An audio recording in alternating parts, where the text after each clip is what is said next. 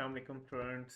आज के अपने इस लेक्चर में हम डिस्कस करने जा रहे हैं हमारे चैप्टर नंबर 11 का पार्ट 2, जो कि है अनएम्प्लॉयमेंट। अनएम्प्लॉयमेंट का मतलब है बेरोजगारी। ठीक है, वो लोग जिनके पास जॉब नहीं है वो अनएम्प्लॉयड कहलाते हैं। अच्छा, अनएम्प्लॉयमेंट की डेफिनेशन अगर हम देखें तो इकोनॉमिक्स में अनएम्प्लॉयमेंट की डेफिनेशन ये है कि ऐसी स्टेट, ठीक है, यानी कि the state of being unemployed, ठीक है, ऐसी हालत जिसमें आप अनएम्प्लॉयड हो, आपके पास जॉब नहीं है, एक्टिवली सर्चिंग फॉर जॉब, आप पूरी कोशिश कर रहे हो कि आपको जॉब मिले, and unable to find work, लेकिन आपको काम नहीं मिल रहा, तो फिर आप अनएम्प्लॉयड करो। अच्छा, इसका मतलब क्या है कि खाली आपके पास जॉब ना होना आपको इकोनॉमिक्स की नज़र में अनएम्प्लॉयड नहीं बनाता। आपके पास जॉब ना होना लेकिन आप काम करने के काबिल हो और आप पूरी कोशिश कर रहे हो, एक्टिवली सर्च कर रहे हो कि आपको कोई काम मिले, लेकिन आपको काम ना मिल रहा हो। लाइक अगर हम कहें कि जो अंडर 18 है, अंडर 18 ईयर्स के लोग हैं, ये अनएम्प्लॉयड नहीं हो सकते क्योंकि ये काम करने के शायद काबिल नहीं है। या जो हाउस वाइफ्स हैं, ठीक है, या जो ओवर 60 के लोग हैं, ठीक है, या जो डिसेबल्स हैं। अब इन सबके पास भी चाहे काम ना हो, लेकिन इनको हम अनएम्प्लॉयड नहीं कहेंगे क्योंकि ये बेचारे या तो किसी मजबूरी की वजह से या अदरवाइज काम करने में इंटरेस्टेड नहीं है, या किसी भी रीजन से ये एक्टिवली सर्च ही नहीं कर रहे काम। तो अगर ये सर्च नहीं कर रहे जॉब और इनको काम इस वजह से नहीं मिल रहा कि क्योंकि ये सर्च ही नहीं करते, या ये इस काबिल ही अभी नहीं हुए कि ये काम कर सकें, या ये अब इस काबिल नहीं रहे कि अब काम कर सकें, इनकी एज बहुत ज़्यादा है, तो इन लोगों को हम अनएम्प्लॉयड नहीं कहेंगे।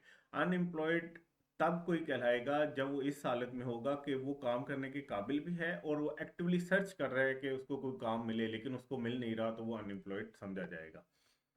अच्छा, अनएम्प्लॉयमेंट का एक रेट होता है, ये कैसे निकाला जाता है? अनएम्प्लॉयमेंट का रेट ऐसे निकाला जाता है कि अनएम्प्लॉयड लेबर फोर्स, मतलब अब यहाँ पे हम ये नहीं लिख रहे कि अनएम्प्लॉयड पॉपुलेशन, मतलब जितने लोग हैं उनमें से जिनके पास कारोबार नहीं है उनकी हम बात कर रहे हैं। हम कह रहे हैं लेबर फोर्स, वो लोग जो काम कर सकते हैं, जो लेबर बन सकते हैं, उनमें से कितने अनएम्प्लॉयड हैं वो यहाँ पे लिख लें, और नीचे टोटल लेबर फोर्स लिख के, मतलब इसको इस पे डिवाइड कर दें और मल्टीप्लाई बाय 100 कर दें, मल्टीप्लाई बाई 100 कर दे, तो आपके पास एक रेट आ जाएगा जो कि अनएम्प्लॉयमेंट का रेट होगा। से हम कहते हैं कि किसी भी इकोनॉमी के अंदर अगर 50 लोग ऐसे हैं जो काम कर सकते हैं लेकिन उनके पास जॉब नहीं है, वो ढूंढ रहे हैं लेकिन उनको काम नहीं मिल रहा, और टोटल लोग जो इस पूरी इकोनॉमी में काम करने के काबिल हैं वो 20 हैं, तो अगर हम इससे अनएम्प्लॉयमेंट का रेट निकालें तो वो 25% बनेगा।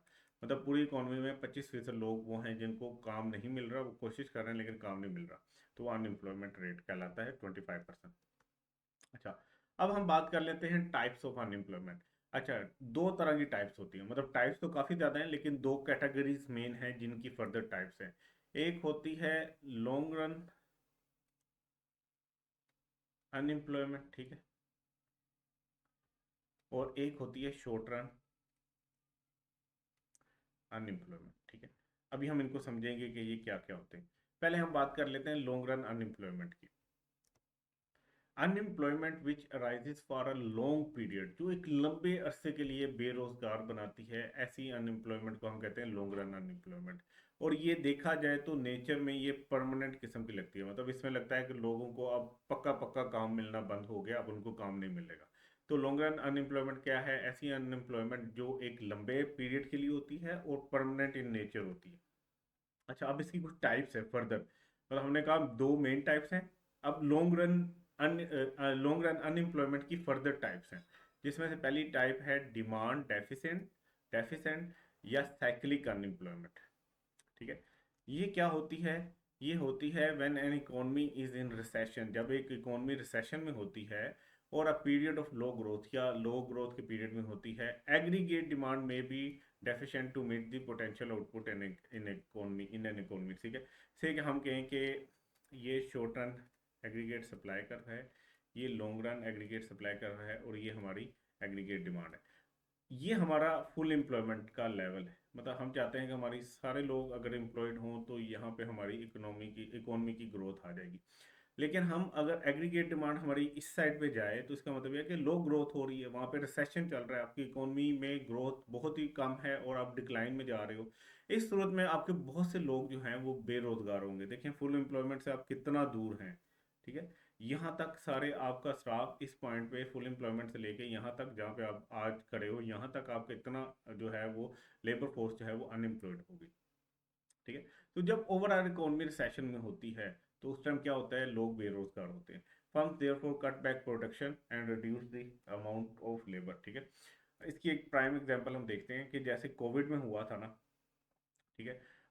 उस टाइम पूरी दुनिया में एक फेयर किस्म की रिसेशन आ गई थी, सारी दुनिया की ही इकोनॉमी जो थी वो डिक्लाइन में चली गई थी। तो जब ऐसी सिचुएशन आती है तो लोग जो है ना कंज्यूमर ड्यूरेबल गुड्स की जो है ना वो डिमांड कम कर देते, ठीक है। मतलब लोग सिर्फ बुनियादी ज़रूरियात की चीज़ें खरीदते हैं, बाकी चीज़ों की डिमांड कम हो जाती है। गाड़ियों का बिजनेस बंद हो गया था, बाकी इस तरह के पता नहीं कितने बिजनेस बंद हो गए।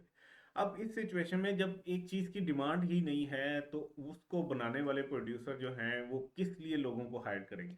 सो वो क्या करते हैं, वो अपने लोगों को जॉब से निकालना शुरू कर देते हैं।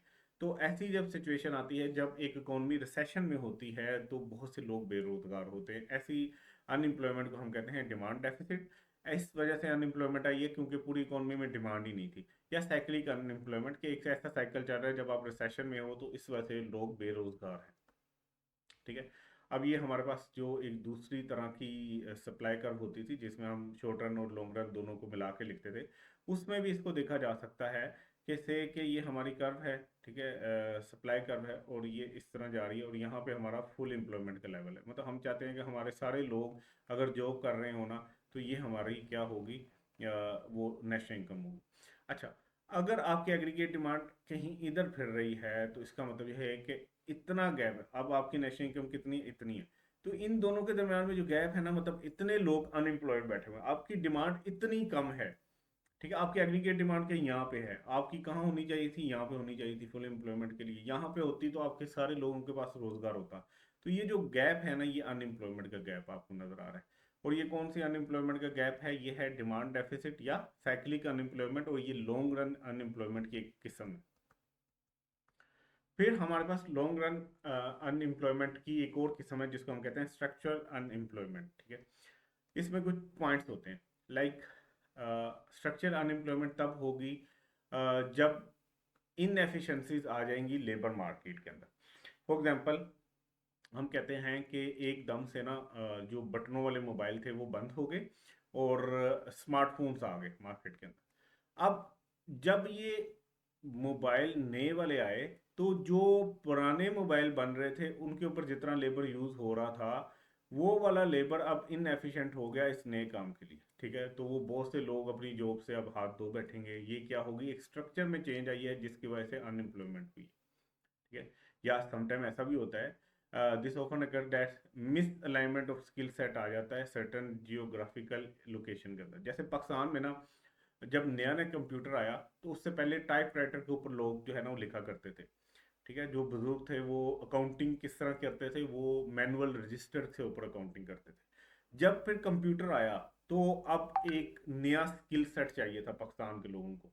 तो नए लोग जो जवान लोग थे वो पढ़ रहे थे, उन्होंने कंप्यूटर सीखा तो वो उस जगह पे आ गए, उन्होंने जगह ले ली उन लोगों की जो पहले रजिस्टर पे अकाउंटिंग की एंट्रियां करते थे। तो जो पहले वाले लोग थे, पुराने बुजुर्ग थे जो पहले मैनुअल एंट्रीज करते थे, अब उनको कंप्यूटर चलाना नहीं आता तो उनका एक मिस अलाइनमेंट हो गया स्किल सेट के साथ। अब जो स्किल सेट चाहिए था वो उनके पास नहीं था। तो एक खास जियोग्राफिकल लोकेशन के अंदर अगर इस तरह का मिस अलाइनमेंट हो जाए स्किल सेट का तो बहुत से लोग बेरोजगार होते हैं। क्यों? क्योंकि एक स्ट्रक्चर में बड़ा चेंज आई होती है। ऐसी अनएम्प्लॉयमेंट को हम कहते हैं स्ट्रक्चर अनएम्प्लॉयमेंट। अच्छा, फिर है it is more prominent if labour is unwilling to move geographically in search of new work और if a firm are unwilling to take on people with different skill set, ठीक है। अच्छा, normally आपने देखा होगा जो लोग छोटे शहरों में रहते होंगे उनकी कोशिश होती है कि यार हम अपने शहर के अंदर ही जॉब करें, ठीक है। तो अब वो अनविलिंग होते हैं कि भाई वो किसी बड़े शहर में, लाहौर में, कराची में, फैसलाबाद में, मुल्तान में, इस्लामाबाद में, कहीं ऐसे शहर में जाके काम करना जो है ना वो स्टार्ट करें। तो ऐसे लोग जब अनविलिंग होंगे मूव करने के लिए जियोग्राफिकली तो एक स्ट्रक्चर में एक जो है ना वो कमी आ जाएगी लोगों की जिनके पास काम हो और जिनके पास काम ना हो। मतलब ऐसे सारे लोग जो अनविलिंग है एक ऐसे जगह पे जाने के जहाँ पे उनको काम मिल सकता है, तो वो सारे लोग जो बेरोजगार होंगे वो क्या कहलाएंगे, स्ट्रक्चर अनएम्प्लॉयमेंट के तहत वो बेरोजगार हैं। उस कंट्री में, उस जियोग्राफिकल एरिया में शायद ऐसा स्ट्रक्चर नहीं है जहाँ पे उनको जॉब मिल सके, लेकिन वो विलिंग नहीं है कि वो किसी और जगह पे जाके जॉब करें, तो ये स्ट्रक्चर अनएम्प्लॉयमेंट की एक और टाइप है। एग्जाम्पल ले लेते हैं, workers working with old typewriter for many decades, कई सालों तक वो टाइपराइटर के ऊपर काम करते थे वर्कर्स, ठीक है। वो रिलेक्टेंट थे कि वो मूव कर दें मॉडर्न कंप्यूटराइज सिस्टम पे, ठीक है, तो उनको फिर जॉब से निकाल दिया गया। जब कंप्यूटर आ गया तो फिर ओल्ड टाइपराइटर पे कौन किसी को नौकरी पे रखेगा, फिर तो कंप्यूटर चलाने वालों को नौकरी पे रखा गया। तो जो रिलेक्टेंट थे, जो हिचकिचाहट का जो है वो मुजाहरा कर रहे थे कि भाई हमने अब ये कंप्यूटर नहीं सीखना, तो वो बेरोजगार हो गए। वो किस अनएम्प्लॉयमेंट में आएगा, स्ट्रक्चर अनएम्प्लॉयमेंट में। अच्छा, फिर लास्ट जो अनएम्प्लॉयमेंट, लॉन्ग रन अनएम्प्लॉयमेंट की टाइप है, वो है रियल वेज या क्लासिकल अनएम्प्लॉयमेंट, ठीक है। इसको क्लासिकल अनएम्प्लॉयमेंट भी कहते हैं। Occur when wages are kept artificially high through powerful grade unions. अच्छा, आपको पता है कि लेबर यूनियंस होती हैं डिफरेंट, मजदूरों ने मिलकर ना अपनी एक यूनियन बनाई होती है, जो मजमूई तौर पे ना सारे लेबर्स की जो है ना आवाज़ बुलंद कर रही होती है। अगर वो यूनियन बहुत पावरफुल हो और वो किसी भी तरह गवर्नमेंट को प्रेशराइज करके जो वेज है ना, मिनिमम वेज, ठीक है, वो बढ़ा ले आर्टिफिशियली, ठीक है, तो उससे क्या होगा, फिर हायर मिनिमम वेज का मतलब ये है कि लोग लेबर की डिमांड करना कम कर देंगे। मतलब वो कहेंगे कि यार एक लेबर जो पहले 100 का मिल रहा था एक दिन के लिए या 1000 रुपये दिहाड़ी ले रहा था, अब गवर्नमेंट कह रही है कि बस उसको कम से कम 2000 दिहाड़ी देनी है। तो पहले जब 1000 रुपये हम देते थे तो हमने 10 लोग रखे हुए थे, अब 2000 देने पड़ रहे हैं तो हम 5 लोग रखेंगे। तो 5 लोग जो अब मिनिमम वेज बढ़ने से फारग हुए, ये अनएम्प्लॉयड हो गए। ये किस वजह से अनएम्प्लॉयमेंट हुई है, क्लासिकल या रियल वेज की वजह से, ठीक है। लाइक इसको हम समझते हैं कि suppose strong labour union force government to increase minimum wage rate, ठीक है। एक बड़ी स्ट्रॉन्ग यूनियन है, लेबर यूनियन है, उसने मजबूर कर दिया गवर्नमेंट को कि आप मिनिमम वेज को बढ़ाओ। Due to increase in wages firm will demand fewer workers which can create unemployment in country, ठीक है। वो डिमांड ही कम करेंगे। लाइक हम अगर इसको गुड की तरह लेके चलें, जो हमारी लेबर फोर्स है उसको गुड की तरह लेके चलें, तो ये अब है डिमांड लेबर की, ठीक है, लेबर की डिमांड, ये उसकी कर्व है, जैसे गुड की कर्व होती है डाउनवर्ड स्लोपिंग। ये है लेबर की सप्लाई कर्व, ठीक है। ये दोनों जहां पे मिल रहे हैं ना वहां पे एक्विलिब्रियम है, और ये इनका वेज रेट है, ठीक है। मतलब एक ओपन मार्केट में जहाँ पे डिमांड और सप्लाई इंटरेक्ट कर रहे हैं, इतनी वेज बनती है। लेकिन लेबर्स ने ना थ्रू लेबर यूनियन जो है वो गवर्नमेंट को फोर्स किया कि भाई मिनिमम इतनी वेज देनी पड़ चाहिए। मतलब यहाँ पे 1000 रुपया पर डे अगर वेज थी, तो इन्होंने कहा कि भाई 2000 रुपया पर डे करो।